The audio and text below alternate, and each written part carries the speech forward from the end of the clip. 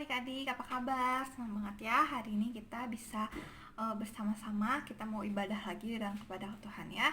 Kita mau persiapin hati kita mau berdoa dulu ya.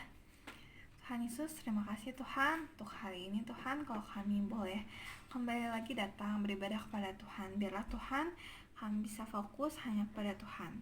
Tuhan tolong berkati dari awal sampai akhir, kami mau serahkan dalam tangan Tuhan. Terima kasih Tuhan Yesus, dan Tuhan Yesus kami berdoa. Amin. Nah adik-adik, kita mau awali ibadah kali ini dengan menyanyikan sebuah lagu ya, tentang kehadiran Tuhan.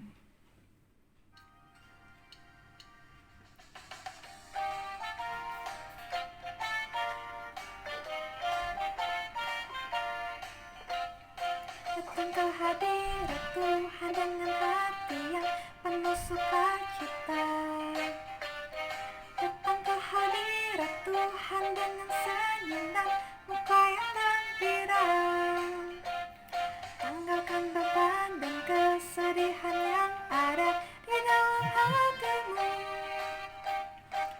Kenakan coba pujian, sambut hadirnya Sang Raja. Dan burung-burung bersorak-sorak memuji Dia. Dan pohon-pohon bertepuk tangan memuji Dia.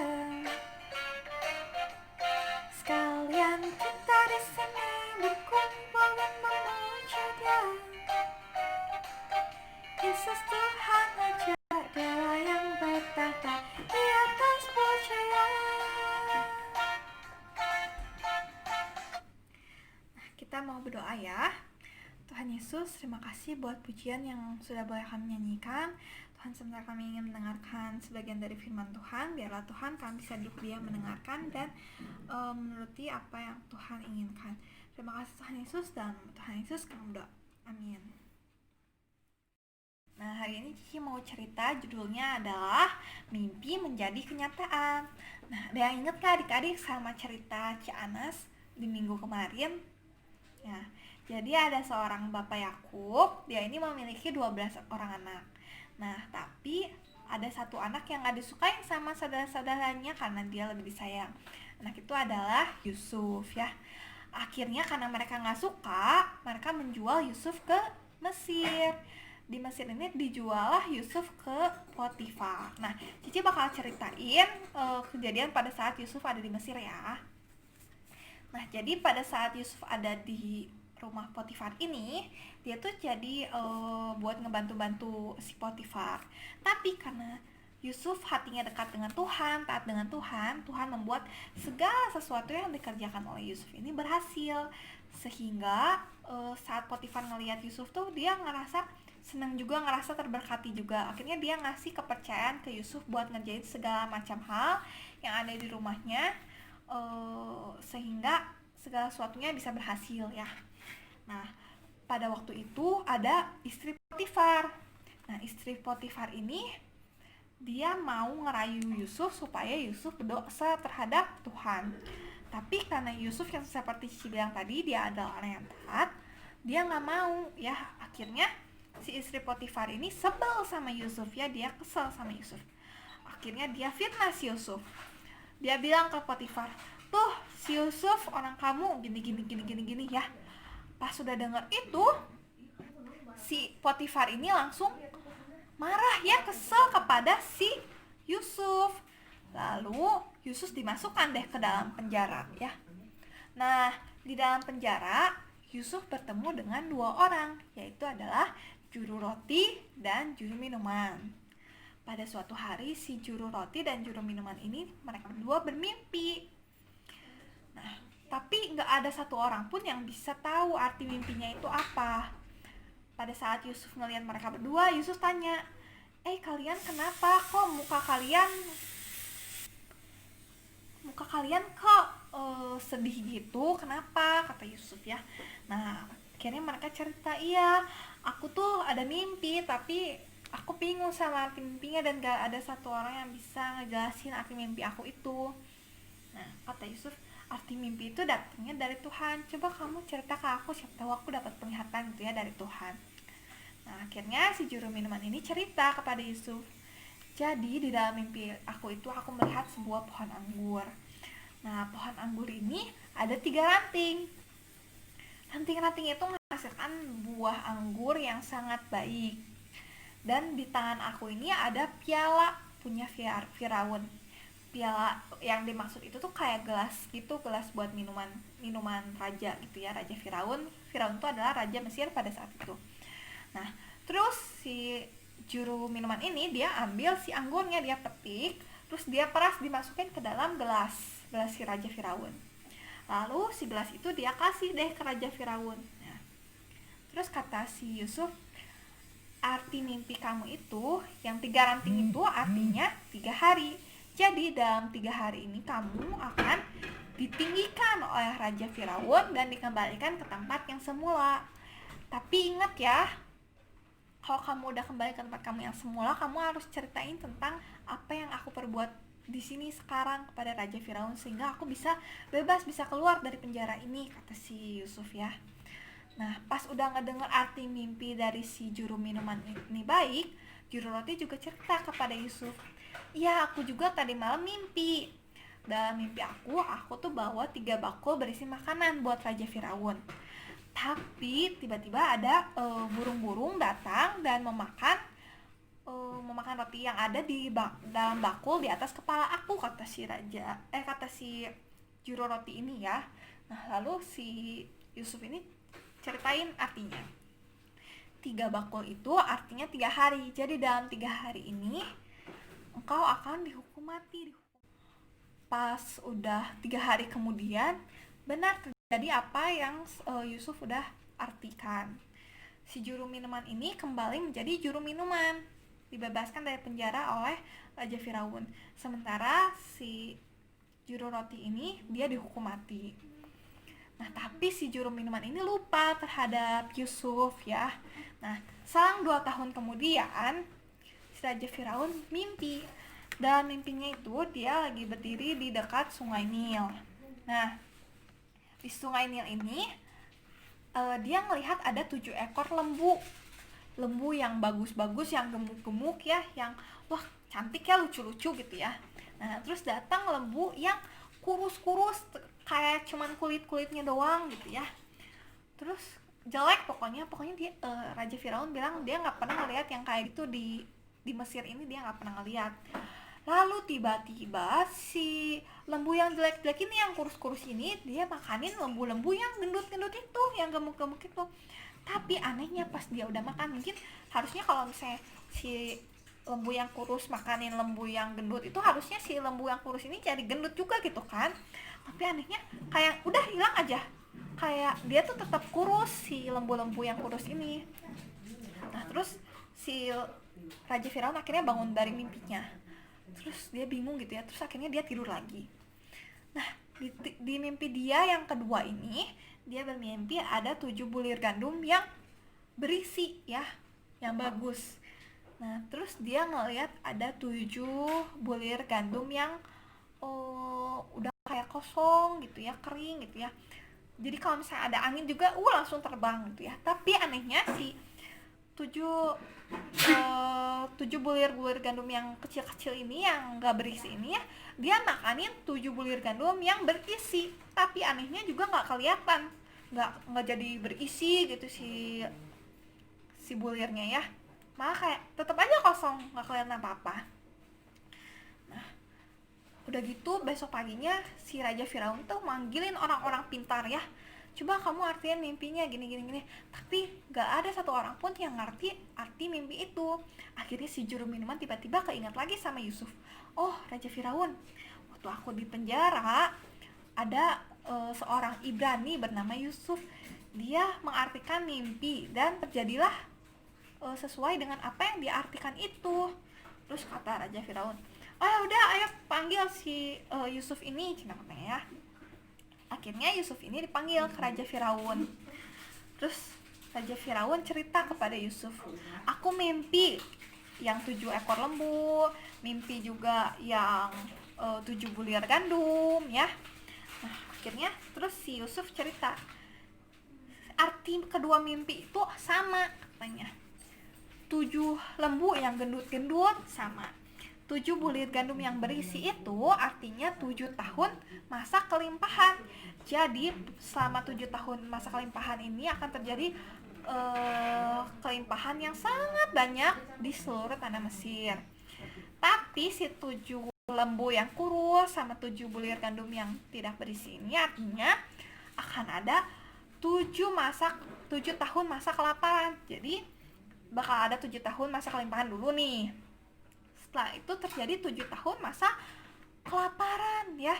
Sehingga pada saat 7 tahun masa kelaparan ini, si masa kelimpahannya itu ya udah nggak akan diingat lagi karena udah saking kelaparan, saking tersiksanya gitu ya di masa 7 tahun kelaparan ini. Nah terus si Yusuf bilang ke Raja Firaun, alangkah baiknya kalau Raja Firaun mengutus seorang yang bijaksana. Jadi dia bakal bisa ngaturin selama masa kelimpahan ini, bisa kayak nabung lah, ditaruh gitu makanannya tuh ditaruh di gudang buat digunain nanti 7 tahun pada saat masa kelaparan. Setelah mendengar tentang arti mimpi yang dijelaskan oleh Yusuf, Raja Firaun menjadi kagum ya. Terus Raja Firaun bilang, gimana lagi saya cari orang yang bijaksana, udah kamu aja yang jadi yang ngatur semuanya. Akhirnya Yusuf ini dikasih sebuah kuasa ya, nah kuasanya ini untuk mengatur segala sesuatu yang ada di tanah Mesir. Jadi sampai si Raja Firaun ini posisinya jadi ada di bawah Yusuf. Jadi Yusuf kayak yang tertinggi itu di tanah Mesir ya. Nah udah gitu pada saat masa kelaparan tersebut terjadi, datanglah saudara-saudaranya Yusuf yang dulu mengirim Yusuf ke tanah Mesir ya buat dijual ya. Mereka datang untuk membeli makanan karena itu benar-benar masa kelaparan yang benar-benar terjadi di seluruh bumi ya. Sehingga orang-orang dari mana datang ke tanah Mesir untuk membeli makanan di tanah Mesir. Nah, karena yang bertanggung jawab dalam bahan baku yang makanan-makanan ini adalah Yusuf, maka saudara-saudara Yusuf juga datang menjumpai Yusuf. Tapi mereka pas mau beli makanan ke Yusuf ini, mereka nggak sadar kalau itu adalah Yusuf ya. Tapi Yusuf tahu siapa mereka ya.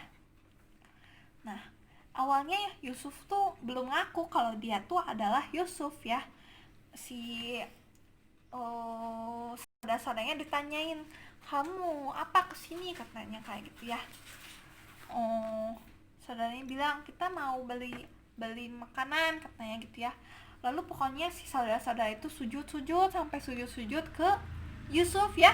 Nah, kalian ingat nggak sama cerita yang diceritain Canas kemarin, bahwa kalau Yusuf itu dia bermimpi, katanya ada kayak seikat-ikat gandum gitu ya, menyembah gandum yang diikat sama Yusuf ya.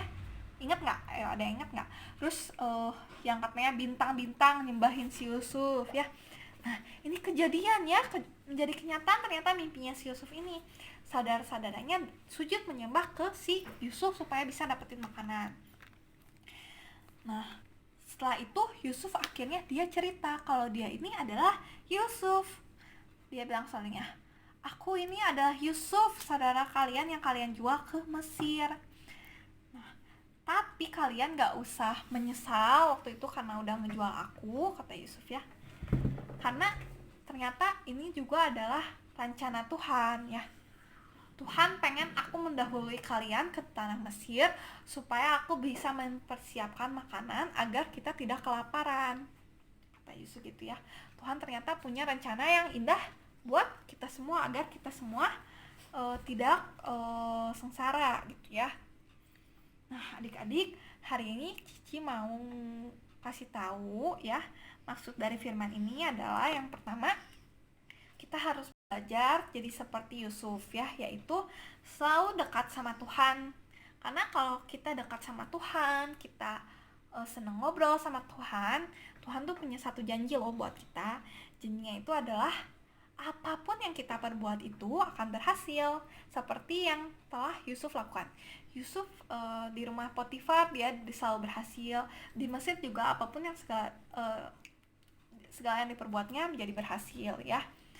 Nah, yang kedua adalah kita harus percaya rencana dan rancangan Tuhan itu baik buat kita. Mungkin kadang kita nggak ngerti ya, kok kenapa ya kayak gini ya, kenapa kayak gitu, kayak Yusuf ya, kenapa sih padahal dia tuh udah berbuat baik, dia taat sama Tuhan, tapi kenapa kok dia dijahatin sama saudara-saudaranya, dijual ke Mesir, dimasukin ke dalam penjara.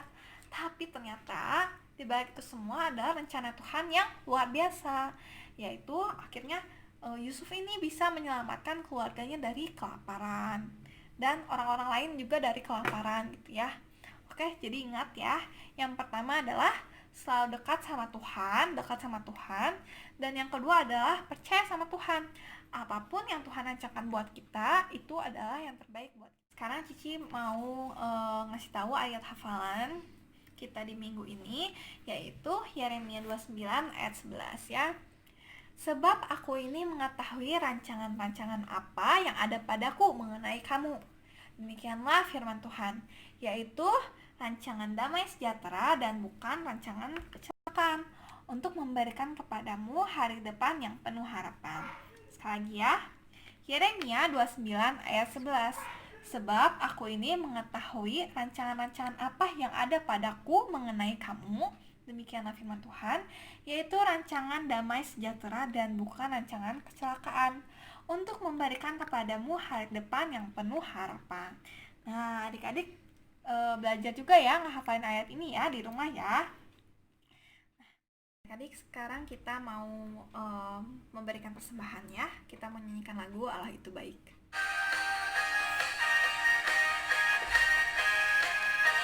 Persembahan ini kalian bisa masukin ke amplop buat nanti dikumpulin kalau udah ada tanggal ke gereja, atau mau transfer juga boleh ya. Allah itu baik, sungguh baik bagiku, ditunjukkannya kasih setianya. Dia menyediakan yang ku perlukan, menyatakan kebaikan, menyatakan kebaikan, menyatakan kebaikannya padaku. Kasih setianya tak pernah berubah, dulu, sekarang, dan selamanya. Ajaib kuasa dalam namanya, Yesusku luar biasa. Nah, yuk kita mari bersatu doa ya. Tuhan Yesus, terima kasih Tuhan kalau kami bisa mengumpulkan persembahan. Biarlah Tuhan persembahan ini dapat berguna untuk kerjaan Tuhan di gerejamu. Tuhan, tolong berkati juga kami seminggu ke depan. Biarlah Tuhan kami bisa mengerti apa yang Tuhan inginkan buat kehidupan kami. Tuhan, tolong juga supaya corona cepat hilang Tuhan, dan orang-orang juga bisa cepat sembuh dan beraktivitas kembali seperti biasanya. Terima kasih Tuhan Yesus, dalam nama Tuhan Yesus kami doa. Amin. Nah, adik-adik, sampai jumpa minggu depan ya.